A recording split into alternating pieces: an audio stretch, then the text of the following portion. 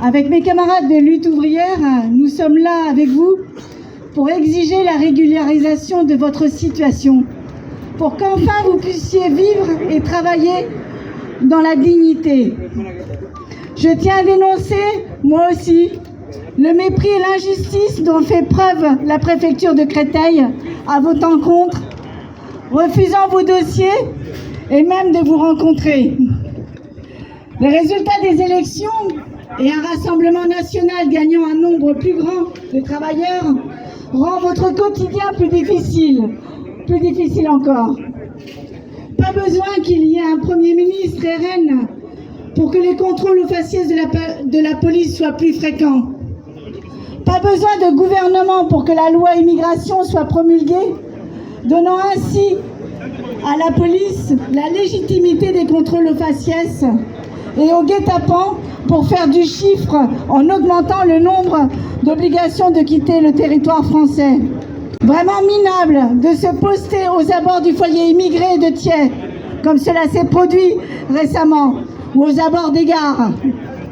Ce n'est pas pour votre sécurité, bien sûr, que ces dispositifs ont été mis en place, mais bien pour vous capturer, pour capturer les camarades sans papier. Toute la classe ouvrière est attaquée. Pas un travailleur, et cela, quel que soit le pays, n'est épargné. La crise économique, ce n'est pas nos camarades immigrés, avec ou sans papier. Mais bien sûr, c'est le patronat et sa politique. Pour faire ses profits, ils voudraient nous diviser. Mais nombreux travailleurs ne tombent pas dans ce piège.